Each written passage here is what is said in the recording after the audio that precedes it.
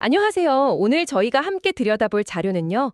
충성됨이라는 하나의 키워드입니다. 네, 충성됨. 이걸 성경 속에 나오는 것도 아주 다른 네 가지 이야기로 풀어낸 텍스트예요. 창세기, 마태복음, 에스더, 그리고 사도행전. 네, 시대도 배경도 정말 다 다르죠. 보통 충성스럽다고 하면 뭔가 변치 않는 꿋꿋한 이미지를 떠올리잖아요. 그렇죠. 한결같은 그런 모습이요. 그런데 이 자료는 그게 전부가 아니라고 말해요. 상황에 따라서 이 충성됨이 아주 다른 모습으로 나타날 수 있다는 거죠. 맞습니다.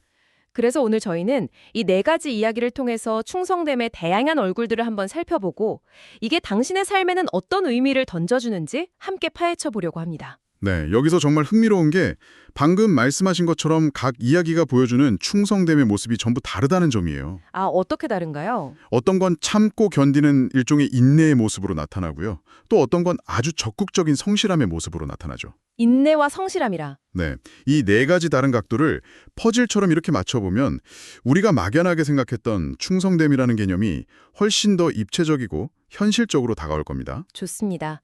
그럼 그 첫 번째 퍼즐 조각부터 한번 맞춰볼까요? 네, 창세기 26장에 나오는 이삭의 이야기네요. 맞습니다. 이삭은 아버지 아브라함에게서 복을 물려받은 인물로 그려지죠. 네. 그런데 그가 그랄이라는 지역에 머물 때 그 지역 사람들이 이삭이 잘 되는 걸 시기해서 그가 판 우물을 계속 메워버리고 빼앗아요. 사실 우물이라는 게 그 시대, 특히 건조한 중동 지역에서는 거의 생명줄이나 다름없잖아요. 그럼요.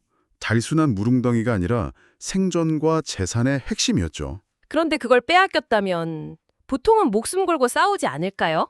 그렇죠. 당연히 싸워서 되찾아야 할 내 권리라고 생각할 법한데 이삭의 반응이 아주 뜻밖이에요. 어떻게요? 그냥 줘버리고 다른 곳으로 가서 또 우물을 파요. 아, 또요. 네. 그럼 또 쫓아와서 빼앗고 이삭은 또 피해서 다른 곳에 우물을 파죠. 계속 반복되는 거네요. 네.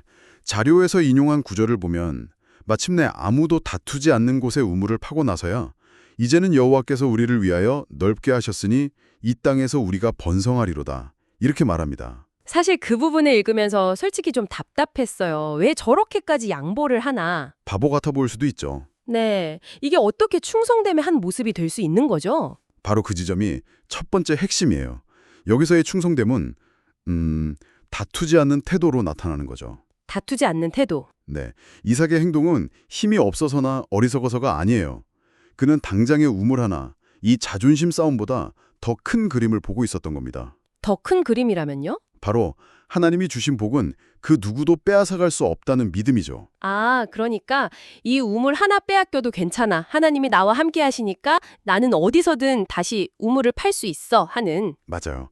그런 자신감 혹은 믿음의 배짱 같은 거죠. 그렇군요. 이건 억울한 상황을 힘으로 맞서는 대신에 더 큰 존재에 대한 신뢰를 바탕으로 한 걸음 물러서는 지혜라고 할 수 있어요. 충성됨이 때로는 자신의 권리를 악착같이 주장하는 게 아니라 더 큰 평화를 위해서 기꺼이 양보하고 인내하는 모습으로 나타날 수 있다는 걸 보여주는 아주 강력한 사례입니다. 당장의 손해를 감수하는 용기라고 볼 수도 있겠네요. 정확합니다.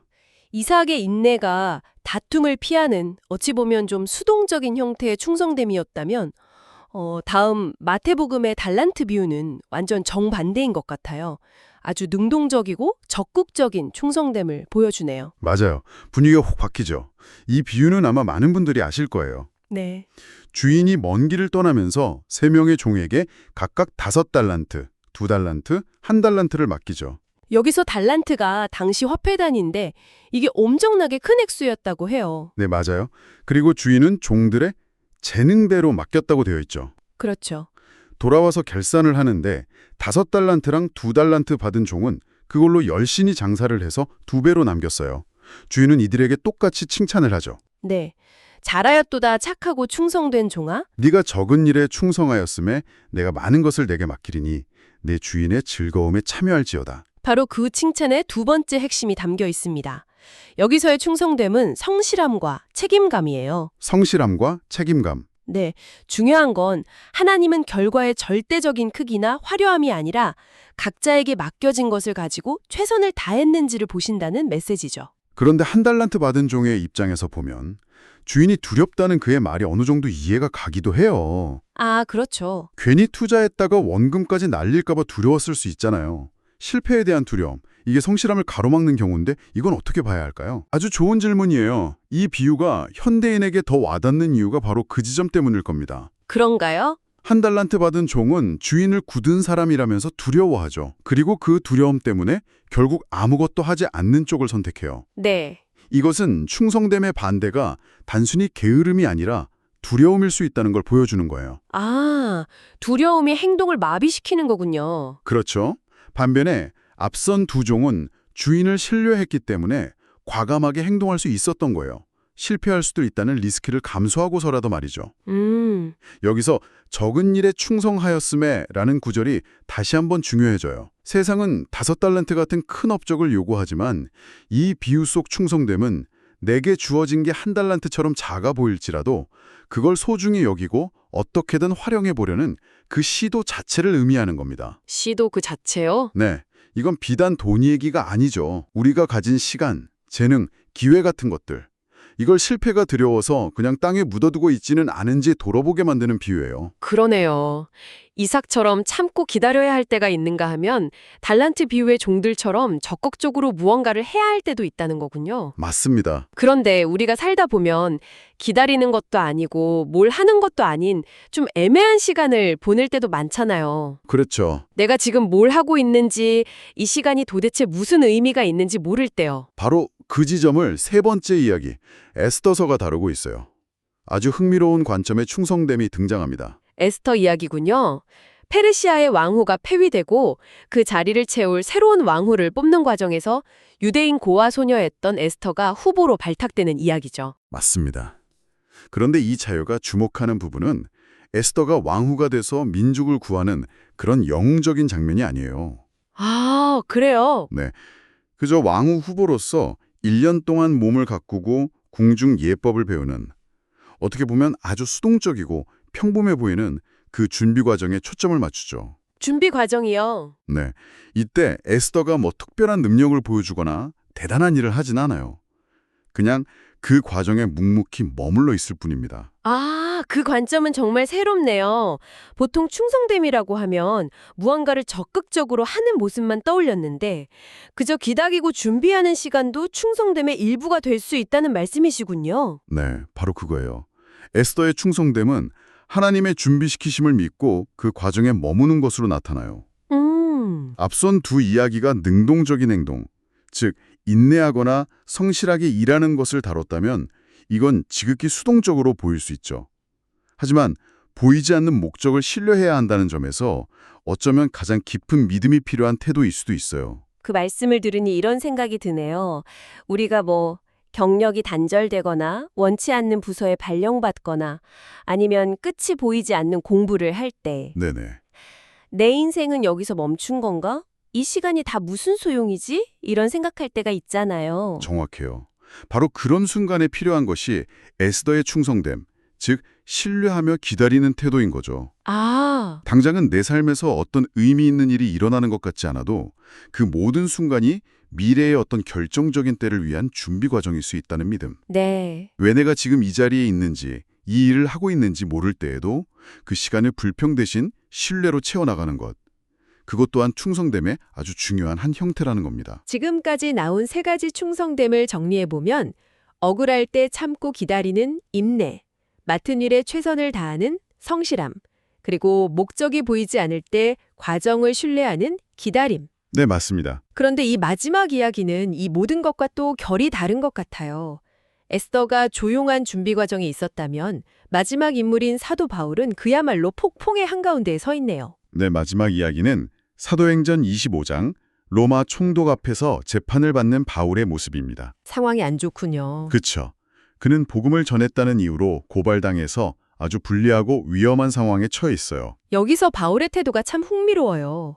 첫 번째 이야기의 이삭처럼 순순히 물러나지 않거든요. 네, 전혀 다르죠. 오히려 자신의 무죄를 강력하게 주장하면서 로마 시민의 권리를 사용해서 황제에게 직접 재판받겠다고 상소하죠. 맞아요. 자료가 인용한 그의 말을 보면 내가 가이사의 재판 자리 앞에 섰으니 마땅히 거기서 신문을 받을 것이라며 아주 당당해요. 그렇죠. 이삭과 바울, 둘 다 억울하고 부당한 상황에 처했지만 반응은 정반대입니다. 그러게요. 이삭은 자신의 권리를 포기했고 바울은 자신의 권리를 적극적으로 사용해요. 둘 다 충성됨의 모습으로 그려지는데 왜 이런 차이가 생기는 걸까요? 그러니까요. 어떤 게 맞는 건가요? 상황에 따라 다른 건가요? 바로 그겁니다.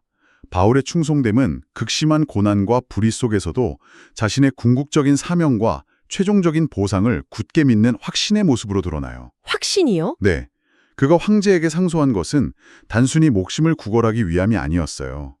그는 로마로 가서 복음을 전해야 한다는 자신의 사명을 알고 있었고 이 재판 과정을 그 사명을 이루는 과정의 일부로 사용한 거죠. 큰 목표, 즉 로마에 가는 것이 있었고 그렇죠. 그는 그 목표를 향해 나아가기 위해 현재의 상황을 활용했다. 이 말씀이시군요. 맞습니다. 즉 그의 충성됨은 현재의 고통이나 어려움에 매몰되지 않고 더 높은 차원의 궁극적인 목적을 바라보며 끝까지 자신의 길을 가는 인내와 확신을 의미해요.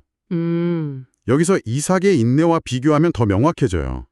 이삭의 인내가 현재의 평화를 위한 것이었다면 바울의 인내는 미래의 사명과 영원한 소망을 위한 것이었죠. 아, 목적이 달랐군요. 네, 같은 인내라도 그 목적과 시선이 어디를 향하느냐에 따라서 전혀 다른 차원의 충성됨이 되는 겁니다. 정말 흥미롭네요. 결국 충성됨이라는 건 이럴 땐 이렇게 해야 한다는 어떤 하나의 정답이 있는 게 아니군요. 그렇죠.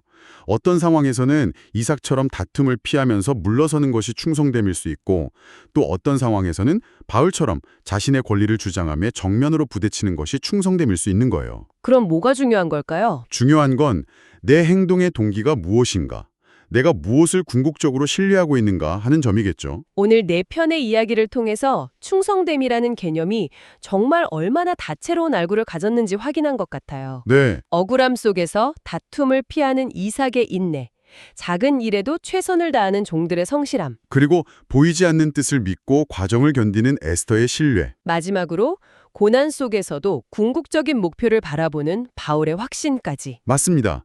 이 네 가지 모습은 충성됨이 단지 하나의 고정된 덕목이 아니라 우리가 삶의 다양한 국면에서 선택할 수 있는 여러 태도의 총합이라는 걸 보여줘요. 네. 맡겨진 일, 견뎌야 할 시간, 지켜야 할 관계, 또 맞서 싸워야 할 불의 속에서 우리는 각기 다른 모습의 충성됨을 발휘하게 되는 거죠. 네 가지 모습이 전부 다른 것 같으면서도 보이지 않는 더 큰 무언가를 믿는다는 공통점이 있는 것 같기도 하네요. 아주 날카로운 통찰입니다.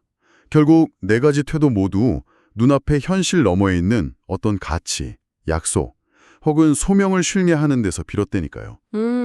여기서 당신에게 마지막으로 질문 하나를 던지면서 마무리하고 싶어요. 어떤 질문인가요? 이 자료 속 이야기들은 모두 충성된 삶의 끝에 하나님의 복이나 보상, 구원 같은 긍정적인 결과가 있을 거라고 이야기합니다. 네, 그렇죠. 그런데 만약에 그런 외부적인 보상이 전혀 없다고 가정한다면 어떨까요? 보상이 없다면 굳이 그렇게 살 이유가 있을까 하는 생각이 먼저 드는데요. 그럴 수 있죠. 하지만 질문을 조금 바꿔볼게요. 네. 충성된 태도, 즉 부당함 앞에서 인내하고 작은 일에 성실하며 불확실함 속에서 신뢰하고 고난 중에도 확신을 지키는 그 행위 자체가 우리의 내면을 어떻게 변화시킬지에 대해 한번 생각해 보시는 건 어떨까요? 아, 그건 완전히 다른 차원의 질문이네요. 결과가 아니라 과정에 초점을 맞추는 거군요. 맞습니다. 어쩌면 가장 큰 보상은 우리가 나중에 받게 될 어떤 결과물이 아니라 그런 태도로 살아가는 과정 속에서 더 깊어지고 단단해지는 우리 자신일지도 모릅니다. 우리 자신? 네. 외부의 보상을 떠나서 그런 삶의 태도가 그 자체로 가치 있을 수 있는지에 대해 한 번쯤 생각해 보시면 좋겠습니다.